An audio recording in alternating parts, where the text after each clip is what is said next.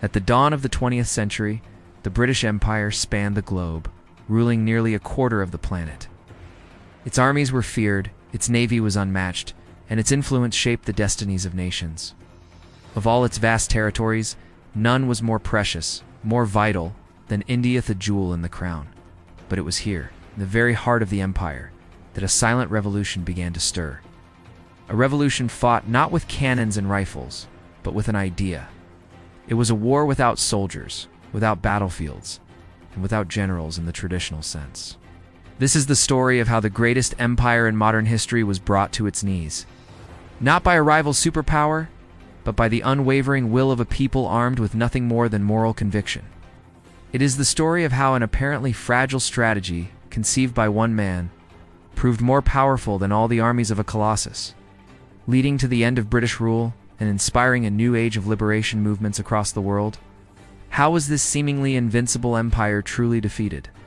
The answer lies in a struggle that redefined the very nature of power. The British presence in India did not begin as an imperial conquest, but as a corporate venture.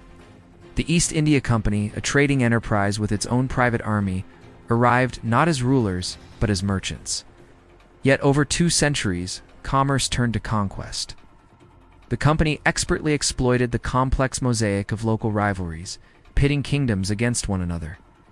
It dismantled thriving traditional economies, replacing self-sufficiency with dependence. Local industries were crushed to make way for British goods, and a land that once fed its people was ravaged by famines, engineered by colonial policy. What had been a continent of prosperous, diverse states became a single colony, a vast resource to be extracted, controlled from thousands of miles away and governed by foreign laws designed to serve imperial interests. For millions, British rule meant crushing taxation, forced labor, and the brutal repression of any dissent.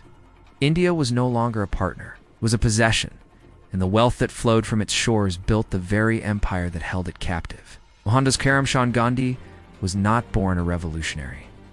Raised in a devout Hindu family and trained as a lawyer in London, he was a product of the British tradition he would one day dismantle. In his early years, he believed in the British system, in dialogue, and in the promise of justice within the empire. But his awakening did not happen in India. It happened thousands of miles away in South Africa.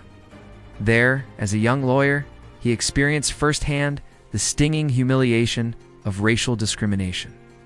Thrown off a train, barred from hotels, and assaulted for daring to walk on a public footpath, Gandhi confronted the raw, ugly face of colonial arrogance. It was in the crucible of this struggle for the rights of the Indian minority in South Africa that he forged the weapon that would change the course of history. He called it Satyagraha. It was not a tactic, but a philosophy. It was the principle of nonviolent moral resistance, and it would become the engine of India's freedom. The word itself translates to truth force, or soul force. For Gandhi, this was the core of his strategy. Believed that true strength did not lie in the physical capacity to inflict harm, but in the spiritual capacity to endure it without retaliation. It was a form of warfare where the goal was not to defeat the opponent, but to awaken their conscience. By willingly accepting punishment, by facing batons and bullets with peaceful defiance, the Satyagrahi exposed the moral bankruptcy of the oppressor. It was a brilliant, paradoxical strategy. The more the British administration used violence against peaceful protesters, the more illegitimate it appeared. Every act of repression broadcast to the world chipped away at the empire's claim to be a civilizing force. Satyagraha transformed political protest into a moral spectacle, turning the very strength of the empire, its military and police power, into a glaring weakness before the eyes of the world. It was an invisible weapon, and its battlefield was the human heart. With this philosophy as his guide, Gandhi unleashed a new form of political warfare: mass civil disobedience. The strategy was simple, yet devastatingly effective. If the empire's machinery runs on our cooperation, he reasoned, then we must simply withdraw it. Do not pay unjust taxes, do not buy British goods, do not work for the colonial administration, do not obey their laws. This mass non-cooperation was designed to paralyze the system from within, to make the cost of governing India impossibly high. It manifested in nationwide boycotts of British textiles, crippling strikes that shut down railways and factories, and enormous peaceful marshes that brought cities to a standstill. Thousands, then hundreds of thousands, willingly courted arrest, flooding the colonial prisons until they overflowed. Each arrest was not a defeat, but a victory, a testament to the people's resolve. Civil disobedience was not chaos. It was a disciplined, organized withdrawal of consent. It demonstrated on a massive scale that the British ruled India only because Indians allowed them to. Without a single shot fired, it was an act of war. The empire, accustomed to armed rebellion, did not know how to respond. Its only answer was force. In 1919, this culminated in an event that would forever stain the legacy of the British Raj. In the city of Amritsar, thousands of unarmed men, women, and children gathered peacefully in a walled garden called Jallianwala Bagh. On the orders of a British general, soldiers blocked the only exit and opened fire on the trapped crowd, continuing to shoot until their ammunition was nearly exhausted. The Amritsar massacre was a horrifying act of brutality that killed and wounded thousands, but its impact was far greater than the immediate tragedy. It was a point of no return. The mask of a benevolent, civilizing empire was ripped away, revealing the cold steel of brutal occupation. News of the massacre sent shockwaves across India and around the globe. For millions of Indians who had still held out hope for justice within the empire, Amritsar was the final bloody proof that freedom would have to be seized, not requested. The moral high ground was lost, and the fight for independence was now an undeniable moral crusade. If Amritsar was the empire's moral catastrophe, the Salt March was Gandhi's strategic masterpiece.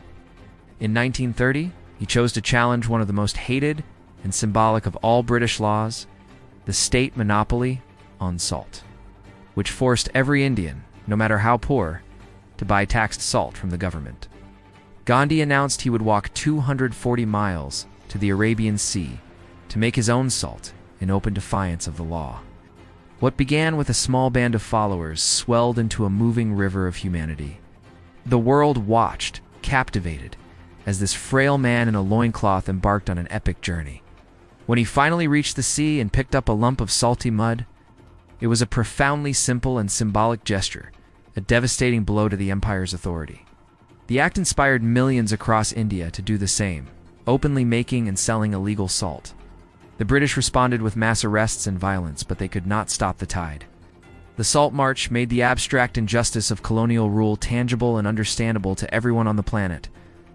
It was a public relations disaster for the empire, and a moment of pure genius that cemented Gandhi's status as the world's leading voice against imperialism. The relentless pressure of nonviolent resistance from within was compounded by crises from without. The two world wars fought in the name of freedom and democracy, drained Great Britain of its wealth, manpower, and political will.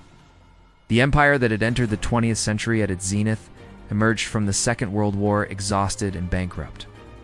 India, which had contributed millions of soldiers and vast resources to the war effort, was no longer a source of imperial wealth, but a growing political and moral liability. The cost of maintaining control over a subcontinent of 400 million people who were actively resisting was becoming unsustainable. The international climate had also changed. The age of empires was ending, and Britain, weakened and indebted to the United States, faced immense pressure to decolonize.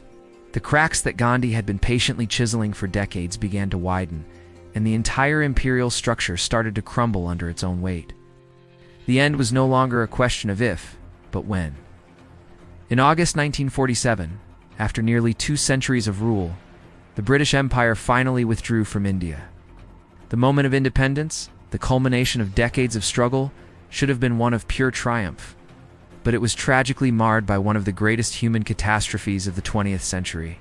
In its final act, the departing British administration, in a hasty and ill-conceived decision, partitioned the subcontinent along religious lines, creating the independent nations of India and Pakistan. The decision ignited a firestorm of sectarian violence. Hindus, Muslims, and Sikhs, who had lived together for centuries, turned on one another in a frenzy of fear and hatred. The partition resulted in the displacement of over 15 million people, the largest mass migration in human history, and led to the deaths of as many as 2 million.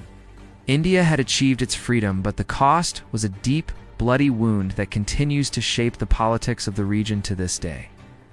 The dream of a united, independent India for which Gandhi had fought so long was born in tragedy. Ultimately, the fall of the British Empire in India was not a singular event, but the culmination of a revolutionary idea. Gandhi proved that empires, no matter how powerful, are built on a foundation of consent and legitimacy.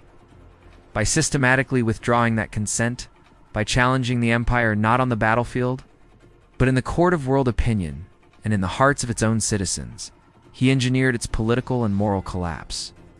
His strategy of satyagraha demonstrated that an oppressed people could fight for their freedom without losing their humanity. He showed the world that conscience could be a weapon, that patience could be a strategy, and that nonviolence could be the most powerful force for change. The echoes of his footsteps on the long march to the sea still reverberate today, a timeless challenge to injustice and a testament to the enduring power of the human spirit. The Colossus had fallen, and history would never be the same. If you believe that the past holds profound lessons for our present, and that stories like these must be remembered, then please like this video, share it with those who are fascinated by history, and subscribe to our channel as we continue to explore the great conflicts and powerful ideas that have shaped our world. Thank you for watching.